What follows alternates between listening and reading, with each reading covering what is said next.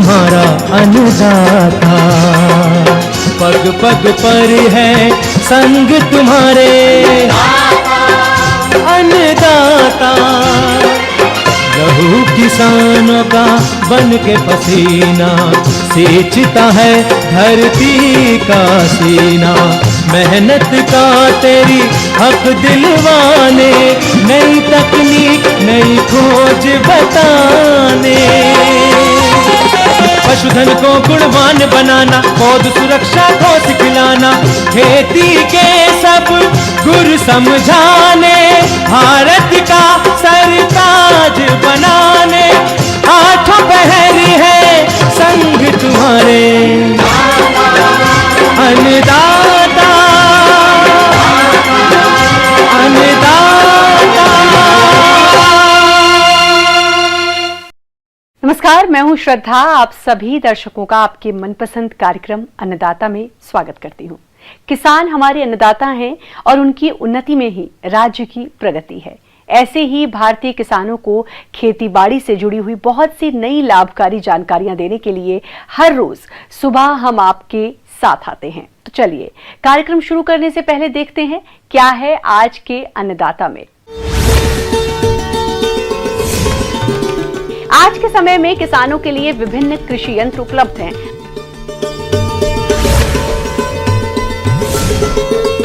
मुनाफा पाने के लिए चाय की किन किन तकनीकियों को अपनाते हुए खेती करें।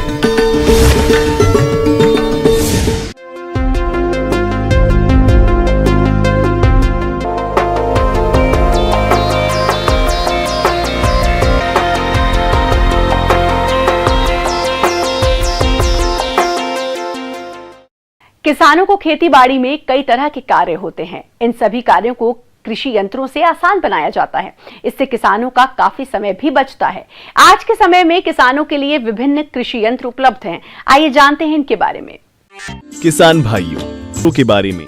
कृषि में हमें आय दुगनी करने की बात है तो मशीनीकरण के बिना संभव नहीं है, यंत्रीकरण के बिना संभव नहीं है। इसलिए खेत की तैयारी की यदि बात करें तो सर्वप्रथम हमें उन्नत यंत्रों के हिसाब से लेज़र लैंड लेवलर की बात करना चाहूँगा मैं। जो हमारे पुराने लेवलर चलते थे या भूमि के समतलीकरण के लिए जो हम जिन यंत्रों का हम उपयोग करते थे वही यंत्र है, लेकिन इसके साथ में लेज़र तकनीक और दे दी गई है। लेज़र तकनीक के कारण से बहुत अच्छे से खेत में लेवलिंग होता है, बहुत अच्छे से खेत में समतलीकरण होता है। खेत का समतलीकरण सही तरीके से किया जाए तो कम से कम 20 से 30% तक पानी की बचत होती है। लेज़र लैंड लेवलर वैसे तो थोड़ा सा महंगा यंत्र है, 3.5 लाख रुपए से लेकर 4.5 लाख रुपए तक की रेंज में ये उपलब्ध है। लेकिन इस तरह के यंत्र कस्टम हायरिंग केंद्रों के माध्यम से उपलब्ध है। मुश्किल से 800 से लेकर 1000 रुपये प्रति घंटा के किराए पर इस तरह के यंत्र आपको कस्टम हायरिंग केंद्रों के द्वारा भी मिल जाएंगे, जिनकी सहायता से आप अपने खेत का समतलीकरण करवा सकते हैं। खेत की तैयारी में ही दूसरा एक महत्वपूर्ण यंत्र हो जाता है रिवर्सिबल मोल्डेबल प्लाऊ, या जिसे पलटी प्लाऊ लोकल भाषा में कहा भी जाता है। पलटी प्लाऊ के उपयोग से खेत में प्लाइंग का काम ज़्यादा अच्छे से होता है। ग्रीष्मकालीन गहरी जुताई का फ़ायदा सभी किसान बंधु स्वयं जानते ही हैं। रिवर्सिबल प्लाऊ की या पलटी प्लाऊ की यदि मैं बात करूं तो ये अलग अलग रेंज में उपलब्ध हैं। मैकेनिकल टाइप के भी हैं और हाइड्रोलिक टाइप के भी हैं। मैकेनिकल टाइप के जो पलटी प्लाऊ हैं वो आपको 35,000 से 50,000 तक की कीमत में मिल जाएंगे, और हाइड्रोलिक से चलने वाले जो पलटी प्लाऊ हैं वो करीब 60,000 से लेके और 75,000 80,000 गुणवत्ता के आधार पर 75,000 तक आपको अच्छी गुणवत्ता का रिवर्सिबल मोल्डेबल प्लाऊ मिल जाएगा। और इन सभी यंत्रों में सरकार द्वारा सहायता दी ही जा रही है, तो उनका उपयोग करते हुए आप इन यंत्रों को लें, इन यंत्रों को कस्टम हायरिंग केंद्रों के माध्यम से लें, लेकिन इन यंत्रों का उपयोग करें जिनसे आपको अधिक से अधिक पैदावार मिलने में मदद मिले। खेत की बोनी के लिए भी हमें जो जिन यंत्रों का उपयोग करना चाहिए उसमें सीड ड्रिल से आगे जाकर हमें अब प्लांटर के उपयोग की तरफ बढ़ना ज़रूरी है। सीड ड्रिल और प्लांटर में यदि मैं अंतर की बात करूंगा तो सीड ड्रिल या बोनी मशीन जो होती है आपकी, जिसका हम उपयोग करते हैं, उसमें सिर्फ कतार से कतार की दूरी ही निश्चित होती है। कतार से कतार की दूरी आप फसल के हिसाब से बदल सकते हैं, लेकिन बीज से बीज की दूरी नहीं कर सकते। उसी जगह पर यदि आप प्लांटर का उपयोग करेंगे तो न सिर्फ कतार से कतार बल्कि बीज से बीज की दूरी भी आप निश्चित कर सकते हैं। तो जब प्लांटर का उपयोग करते हैं तो आपको यहाँ तक भी मालूम होता है कि आपके खेत में पौधों की संख्या कितनी है। एक साथ 2 फसलों की बोनी करनी है तो उसकी भी बोनी अच्छे से की जा सकती है। मेड़ नाली इस तरह से लगातार बनती जाती है और मेड़ पे बोनी होती है। तो मेड़ पे बोनी होने का और नाली बनने का फ़ायदा ये होता है कि पानी वर्षा अधिक हो या वर्षा कम हो, दोनों ही परिस्थितियों में किसान फ़ायदे में रहता है। और सरकार की योजनाओं की जहाँ तक बात है तो इस यंत्र को लेकर सरकार ने खासतौर पर बहुत ज़्यादा सब्सिडी भी दी हुई है। ऑनलाइन और जो वेबसाइट दी हुई है उन पर जाके रजिस्ट्रेशन करवा के और ये रेसबेड प्लांटर को सब्सिडी के द्वारा आप प्राप्त कर सकते हैं। किसान भाइयों, अभी तक आपने खेती से जुड़ी हुई कुछ उपयोगी जानकारियां देखी। अब लेते हैं एक छोटा सा ब्रेक, जल्द ही लौटेंगे और कार्यक्रम में आगे भी हैं खेती बाड़ी से जुड़ी महत्वपूर्ण जानकारियां, तो बने रहिए हमारे साथ।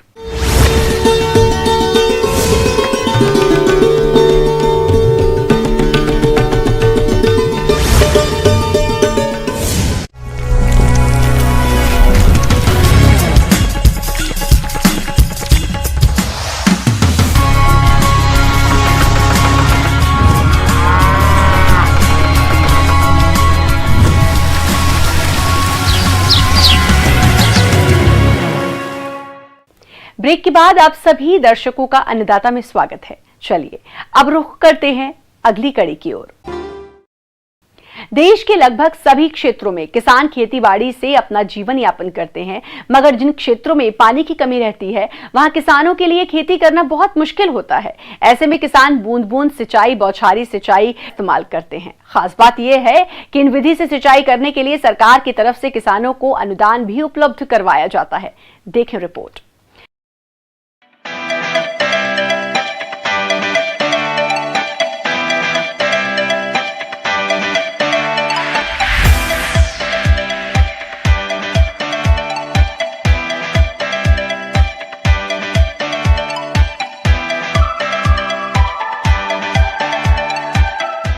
आज मैं आपको ड्रिप और फव्वारा विधि से सिंचाई करने के जो फ़ायदे हैं किसानों को, वो मैं आपको बताऊंगा।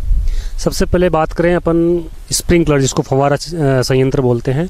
फव्वारा संयंत्र को प्रयोग करते हैं तो हमको बहुत से फ़ायदे होते हैं। जैसे कि एक तो उबड़ खाबड़ जो ज़मीन होती है उसमें हम इसका उपयोग कर सकते हैं, और इसमें फ्लड इरिगेशन से लगभग 30-40% पानी की बचत हो जाती है। और कम पानी की आवश्यकता इसलिए होती है क्योंकि जितनी हम कम पानी में इरिगेशन की जो फ्रीक्वेंसी है वो बढ़ा सकते हैं। जिस खेत में सिंचाई की जानी हो उसमें फव्वारा सेट को निश्चित दूरी पर लगा दिया जाता है एवं विद्युत अथवा डीजल पंप सेट से जोड़ दिया जाता है। सिंचाई जल पाइपों के माध्यम से नोजलों के द्वारा फसल पर वर्षा के रूप में गिरता है। नोजल दबाव के कारण घूम घूम कर सिंचाई करते हैं। क्यारी एवं नालियां बनाने का झंझट नहीं रहता, जिससे फसल के अंतर्गत क्षेत्रफल बढ़ता है और अतिरिक्त उत्पादन मिलता है। फव्वारा सेट को एक आदमी आसानी से एक स्थान से उठाकर दूसरे स्थान पर ले जा सकता है। सर्दी में पाले से बचाव हेतु तत्काल अधिक क्षेत्र में सिंचाई करना संभव है। इसके अलावा बात करते हैं ड्रिप इरिगेशन की। तो ड्रिप इरिगेशन में पानी की बचत सबसे अधिक होती है। जितनी भी हमारी जो सिंचाई की विधियां हैं, सबसे अधिक ड्रिप इरिगेशन से ही सबसे अधिक पानी की बचत होती है। इसमें लगभग 70-80% के आसपास इसमें पानी की बचत हो जाती है फ्लड इरिगेशन के कंपैरिजन में।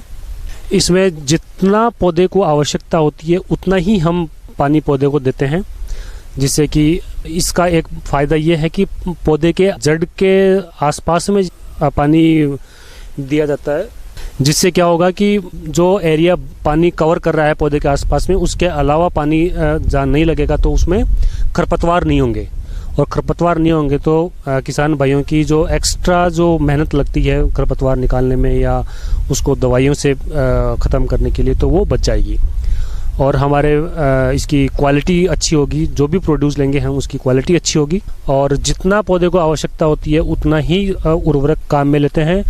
और इसमें जो फालतू, जैसे हम ब्रॉडकास्ट करके जैसे छिड़कवा विधि से कोई जैसे अपन यूरिया डालते हैं तो उसमें बेकार चला जाता है, लीच हो जाता है, तो इसमें उतने ही उर्वरक की जितने पौधे की आवश्यकता होती है उतना ही हम यूज़ करते हैं। तो इसमें उर्वरकों की जो हमारी जो कॉस्ट ऑफ कल्टीवेशन है वो भी कम होती है। ड्रिप विधि में पानी को जल स्रोत से उठाकर फिल्टर द्वारा छानकर HDPE द्वारा PVC पाइप द्वारा पहुंचाया जाता है। घुलनशील उर्वरक व रासायनिक पदार्थों का प्रयोग करना हो तो पंप तथा फिल्टर के बीच में एक टैंक का प्रावधान रख देते हैं। बागवानी फसलों में पौधों की प्रत्येक पंक्ति के साथ एक शाखा लाइन तथा कम दूरी वाली फसलों में 2 पंक्तियों के मध्य एक शाखा लाइन बिछाई जाती है। पौधों की सिंचाई के लिए प्रत्येक पौधे के पास शाखा में ड्रिपर लगा दिए जाते हैं। प्रत्येक पौधे हेतु ड्रिपरों की संख्या एवं क्षमता पौधों की प्रतिदिन जल मांग पर निर्भर करती है। प्रारंभ में पौधों को कम पानी की आवश्यकता होती है, परंतु धीरे धीरे पौधे का फैलाव बढ़ने से विकास के साथ पानी की आवश्यकता भी बढ़ती जाती है। वाष्पोत्सर्जन की दर के हिसाब से दिसंबर जनवरी में बूंद बूंद संयंत्र चलाने का समय आधा घंटा, जबकि मई जून में 2 से 3 घंटे रखना होता है।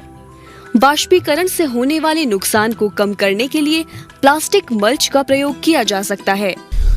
आजकल तो सीरियल क्रॉप में भी जो खाद्यान्न फसलें उनमें भी करने लगे हैं, लेकिन सबसे ज़्यादा जो इसका महत्व है वो सब्जियों और जो फलदार जो बगीचे होते हैं उसमें इसका हम प्रयोग करते हैं। आगे और भी हैं खेती बाड़ी से जुड़ी हुई बहुत सी रोचक जानकारियां, पर यहाँ पर रुकेंगे एक और ब्रेक के लिए, जल्द हाजिर होंगे।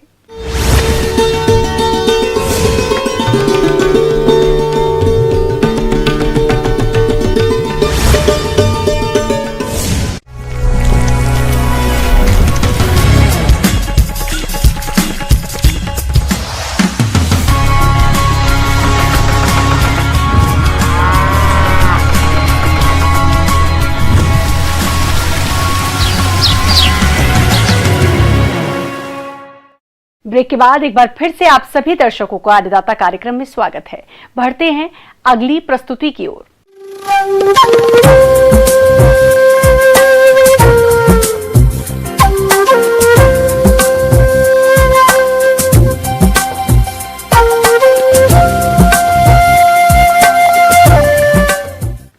मौसम के अनुसार प्रबंधनों पर ही टिकी है आपकी खेतीबाड़ी, इसलिए मौसम पूर्वानुमान और उस पर आधारित साप्ताहिक कृषि सलाह इस प्रकार है।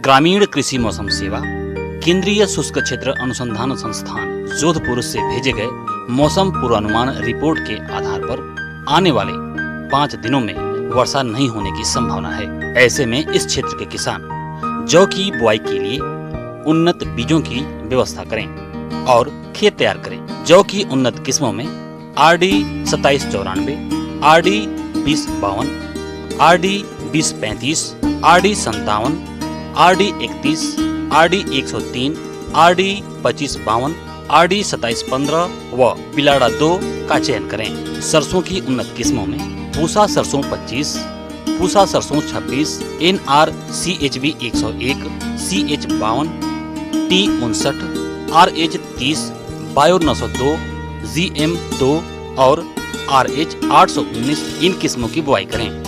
बुआई के लिए 4 से 5 किलोग्राम बीज प्रति हेक्टेयर के लिए पर्याप्त है। बुआई के समय 30 किलोग्राम नाइट्रोजन व 30 किलोग्राम फास्फोरस प्रति हेक्टेयर की दर से दें। मोयला की रोकथाम के लिए बीजों को इमिडाक्लोप्रिड 600 FS की 9 मिलीलीटर मात्रा से प्रति किलोग्राम बीज को उपचारित अवश्य करें। फसल को सफेद रोली रोग के प्रकोप से बचाने के लिए बीज को मेटालेक्सिल 35 SD की 6 ग्राम मात्रा से प्रति किलोग्राम बीज को उपचारित अवश्य करें। चने की बुआई का उचित समय है। चने की उन्नत किस्मों में C 235, RSG 44, RSG 888, RSG 896, GNG 1488, RSG 974 और GNG 663 का चयन करें। लहसुन की यमुना सफेद, लावा, मलेवा व स्थानीय किस्मों की बुआई करें। बुआई के लिए 5 कुंतल कलियां प्रति हेक्टेयर के लिए पर्याप्त हैं। बुआई के समय कतार से कतार की दूरी 15 सेंटीमीटर और पौधे से पौधे की दूरी 7 से 8 सेंटीमीटर रखें। टमाटर की पौध की रोपाई के लिए खेत तैयार करें। पौध रोपाई करने से पहले 60 किलोग्राम नाइट्रोजन, 80 किलोग्राम फास्फोरस और 60 किलोग्राम पोटास प्रति हेक्टेयर के हिसाब से खेत में अंतिम जुताई के समय दें। मेथी की फसल के लिए RMT 1 और RMT 305 उन्नत किस्मों की बुआई करें। बुआई के लिए 20 से 25 किलोग्राम बीज प्रति हेक्टेयर के लिए आवश्यकता होती है। इस समय मौसम परिवर्तनशील रहने के कारण पशुओं को रात के समय छप्पर में ही बांधें।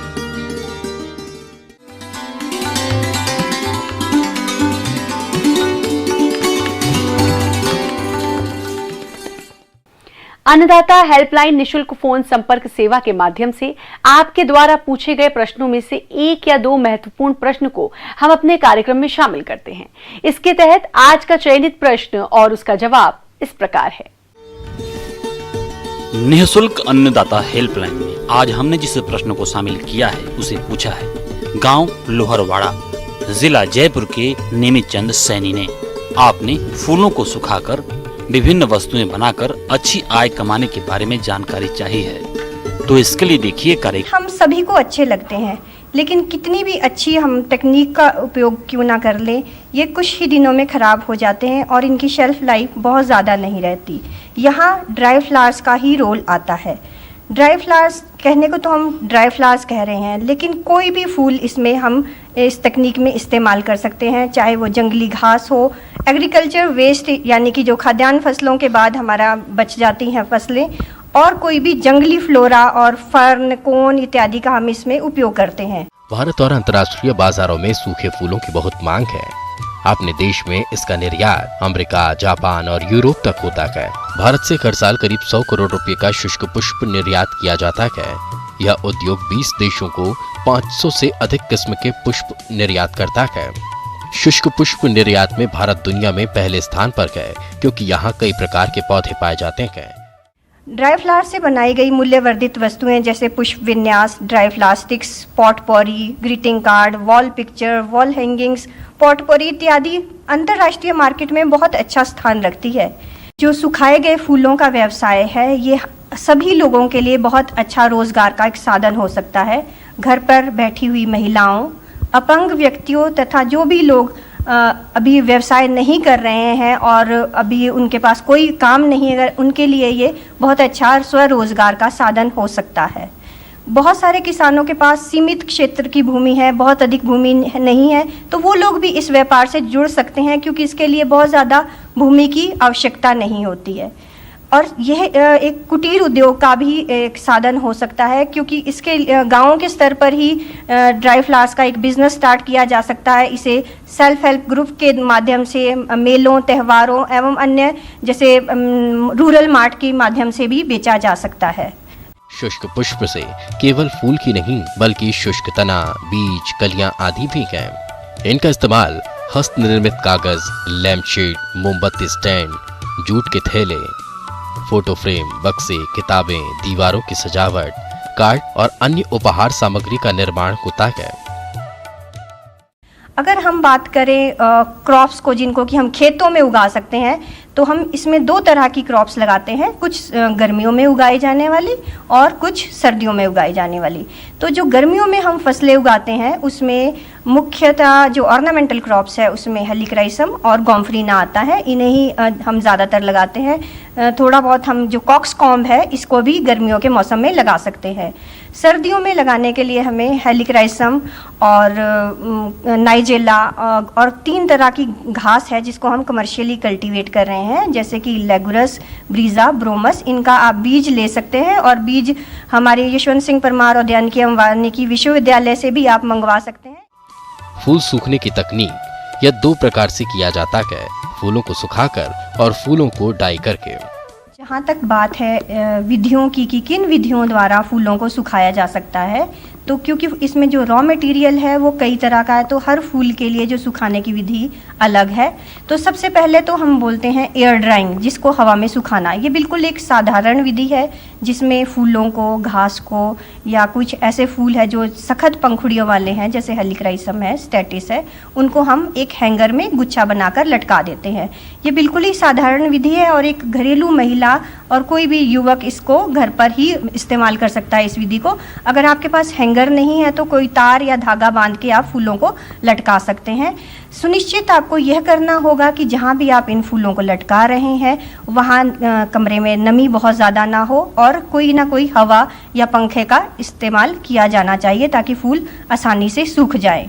गुलाब जैसे फूलों को सुखाना चाहते हैं आप, जिसकी कि आपने वैसी की वैसी शेप और साइज़ वैसा ही मेंटेन करना है, तो उसको आपको एम्बेडेड विधि द्वारा सुखाना पड़ेगा। इस विधि में हम सिलिका जेल या बोरेक्स का इस्तेमाल करते हैं। इसके अंदर हम फूलों को दबा देते हैं और फिर उसको माइक्रोवेव में या हॉट एयर ओवन में सुखा देते हैं और इस तरह से उनकी जो शेप है वो बिल्कुल मेंटेन रहती है। फूलों को डाई करना। फूलों का व्यापार करने के लिए फूलों की रंगाई करना बहुत आवश्यक है। इससे इन्हें आकर्षक रंग मिलते हैं। फूल रखने के लिए अच्छे रंग इस्तेमाल किए जाते हैं। ड्राई फ्लावर से संबंधित सारी चीजें हस्त निर्मित है और इनकी लोकल मार्केट में बहुत ज्यादा डिमांड होती है। सूखे फूलों को आप ऑनलाइन बड़े आराम से बेच सकते हैं। इसके लिए आपको अपनी वेबसाइट बनानी होगी। ज्यादातर सूखे फूलों का व्यापार ऑनलाइन ही किया जाता है।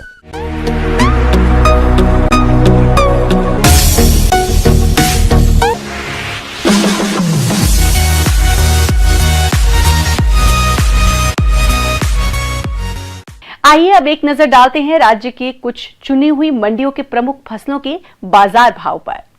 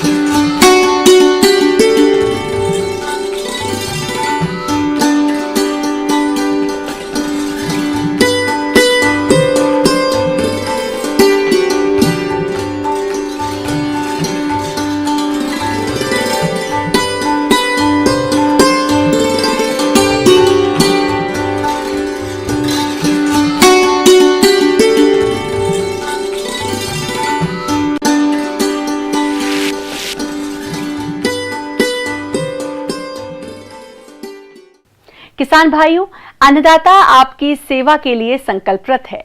कृषि संबंधित समस्या और सुझावों के लिए आप हमें इस पते पर संपर्क कर सकते हैं। प्रोड्यूसर अन्नदाता news 18 Rajasthan, Ramoji film city, Hyderabad 501512। साथ ही आप हमें ईमेल भी कर सकते हैं। हमारी ईमेल आईडी है p18annadatarajasthan@nw18.com। इसके अतिरिक्त आप हमें निःशुल्क हेल्पलाइन नंबर 1800419215